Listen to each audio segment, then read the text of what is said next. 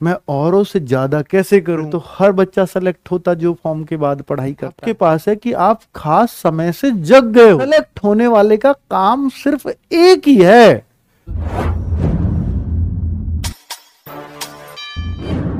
Form आने के बाद तो हर बच्चा मेहनत करता है, हर बच्चा मौका देना चाहता है, लेकिन उस समय पे एक प्रेशर होता है कि आ लिया एग्जाम, आ गई डेट, अब तो सब पढ़ रहे होंगे, मैं औरों से ज्यादा कैसे करूं? मेरा इस सब्जेक्ट में कॉन्फिडेंस नहीं आ रहा, मेरा उस सब्जेक्ट में दिक्कत चल रही है। तो ये खींचातानी, ये वाले सवाल बहुत सारे बच्चों के मन में चलते हैं उस समय।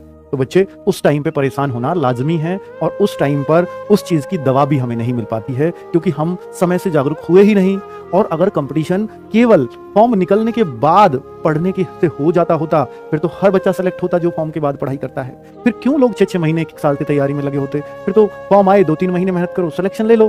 पर बच्चे ये जमाना नहीं है अब। पहले इन साधनों के अभाव थे, जिसको 2-3 महीने भी सही गाइडेंस में जिसने तैयारी कर ली, अब मैं पहले की बात बता रहा हूँ, 4-6 साल पहले की, कि 2-3 महीने मिले और सही गाइडेंस में रह के तैयारी कर ली, वो बच्चा सेलेक्ट हो जाता था। आज के टाइम में सबके पास अगर रोजगार आवेदन की तो आपके पास है, तो हर बच्चे की अप्रोच में है वो। हर बच्चा थोड़ी सी फीस देकर के पढ़ सकता है अपना बेस्ट कंटेंट, है ना बच्चों? तो हर बच्चे के पास अगर RWA है, तो आपके पास क्या खास है? फिर उससे आपके पास है कि आप खास समय से जग गए हो, बस। और उस बच्चे ने वो जल्दबाजी में चीजें पढ़ी हैं, आपने वो जल्दबाजी में भले ही पढ़ी, लेकिन प्रैक्टिस टाइम अपना बहुत दे लिया, प्रैक्टिस उस पर बहुत कर ली। ये अलग करेगा आपको, ये नहीं करेगा कि वो भी वहीं से पढ़ रहा है। भाई पढ़ तो यहां से बहुत सारे रहे हैं, सारे सेलेक्ट नहीं होते। क्यों नहीं होते? क्योंकि सारे बच्चे वो काम नहीं करते जो सेलेक्ट होने वाले करते हैं। सेलेक्ट होने वाले का काम सिर्फ एक ही है कि वो समय से सिलेबस खत्म करेगा और प्रैक्टिस समय से करेगा, मॉक टेस्ट भी खूब भर भर के देगा, और हर चीज के लिए उसके पास समय है। वो इंपेशेंस नहीं होगा कभी, मेरा तो ये रह गया, मेरा वो रह गया, मेरा इस सिलेबस में कंप्लीट नहीं हुआ, वो नहीं हुआ। वो लास्ट टाइम पे कभी ऐसे नहीं चिल्लाएगा, वो कहेगा रिलैक्स करो, मेरा सब कुछ कंप्लीट है, बस प्रैक्टिस करनी है। फॉर्म आने के बाद वो सिर्फ प्रैक्टिस करता है। तो अगर आप उस स्थिति में रहेंगे ना, तो कैसे आपके सिलेक्शन को कोई रोकेगा? हाँ, लेकिन अगर आप ये डिसाइड नहीं कर पाए अब तक कि मुझे पढ़ना कहां से, किस टीचर से क्या पढ़ूंगा, किससे क्या पढ़ना है, फॉर्म आने के बाद देखा जाएगा।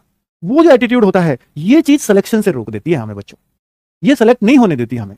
और मैं आपसे एक वादा चाहता हूं कि अगर आप SSC GD के मॉक को एनालिसिस हर हफ्ते देखना चाहते हो और इससे मोटिवेट होना चाहते हो, मैं कोशिश करूंगा कि आपको हर हफ्ते आके मोटिवेट कर सकूं, क्योंकि वो मंथ शुरू हो गया है जिसमें फॉर्म है, और आपको पता है 20 फरवरी से एग्जाम है। एग्जैक्टली 100 दिन भी नहीं बच रहे हैं, पूरे 100 दिन ही मान लीजिए। तो ठीक है, मैं हर हफ्ते आ जाऊंगा, 14 बार आना है मुझे, 7 दिन में एक बार। तो मैं आपसे एक वादा चाहूंगा कि देखिए, आपको भी बहुत लोगों को ये समझाना पड़ता होगा अपने घर में कि मेरी तैयारी कैसी चल रही है, कि घर वाले भी पूछते होंगे, क्योंकि सब बहुत मिडिल क्लास फैमिली या लोअर मिडिल क्लास फैमिली से बिलोंग करते हैं। तो मैं आपसे चाहता हूं कि आप अपने घर में किसी भी सदस्य, पहले भी ये बात बोली है, जो भी आपकी पढ़ाई का ध्यान रख सके, जो जिससे आप लगता हो कि हाँ, मैं अपनी सफलता को सबसे पहले उनको बताऊंगा, ठीक है, वो बहुत खुश होंगे, तो उनको प्लीज इस एनालिसिस के टाइम पर एक बार बिठा लिया करो। मैं गारंटी से कह रहा हूं बच्चों, आपका स्कोर दिन दूनी रात चौगनी बढ़ेगा, क्योंकि आपके पास एक प्रेशर देने वाला व्यक्ति, क्योंकि आपके पास एक जिम्मेदारी रहेगी कि मैं अगले हफ्ते क्या बताऊंगा उनको। वो जिम्मेदारी आपको प्रेशर बना के रखेगी कि मैं पढ़ूं, मुझे इस बार बढ़ाना है स्कोर, और चाहे 1 नंबर भी बढ़ाऊं तो खुशी होगी। जब बढ़ेगा तो बताओगे कि मेरा आज बढ़ गया 1 नंबर, और 1 नंबर की बहुत वैल्यू अगर वो हर बार बढ़ रहा है तो, ठीक है, पर बढ़ाओ हर बार, ये कोशिश करना है। और ऐसा ना हो कि यार आज 50 आए हैं, अगले में 70 आ जाएंगे, उससे अगले में भी 80 आ गए, पता चली कि उससे अगले में फिर आपके 45 आ गए। तो ये नहीं चाहिए मेरे को। 50 से चाहे आपके 55 ही हो, उससे अगले में 60 ही हो या 58 ही हो, पर वो बढ़े हर बार, नीचे ना आए, वो लेवल मेंटेन हो। वरना तो वो तुक्का कहे जाएगा कि 50 से 70 आ गए, 70 से 90 आ गए, वो एक तुक्का है, क्योंकि अगले में आपके 45 भी आ गए हैं, क्योंकि आपका लेवल वो मेंटेन ही नहीं हुआ जो सेलेक्ट होने के लिए चाहिए। ठीक है, तो स्ट्रांगली बढ़िए और सब्जेक्ट वाइज बढ़िए। रीजनिंग और हिंदी वो आपको स्ट्रांगनेस देंगी सबसे पहले, कि रीजनिंग को मुट्ठी में कर लो कि इसका कुछ भी हो जाए, 15 से नीचे इसका सवाल नहीं जाने दूंगा, 15 तो पक्का ही करेक्ट करूंगा, कैसा भी पेपर आ जाए। यही कॉन्फिडेंस हिंदी में ले आओ कि 15 से नीचे इसका स्कोर नहीं जाएगा, चाहे कुछ भी हो जाए, पर कोशिश करनी है कि 18-19 वो पहुंचे। सेम रीजनिंग में 18-19 पहुंचाने की कोशिश करनी है।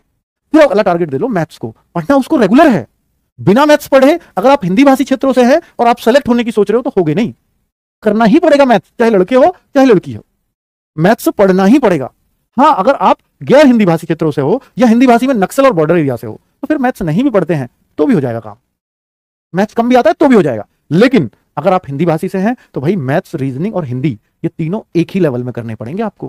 कैसा भी पेपर आ जाए, मैं इनको 15 से नीचे नहीं जाने दूंगा, कोशिश 18-19 की करूंगा।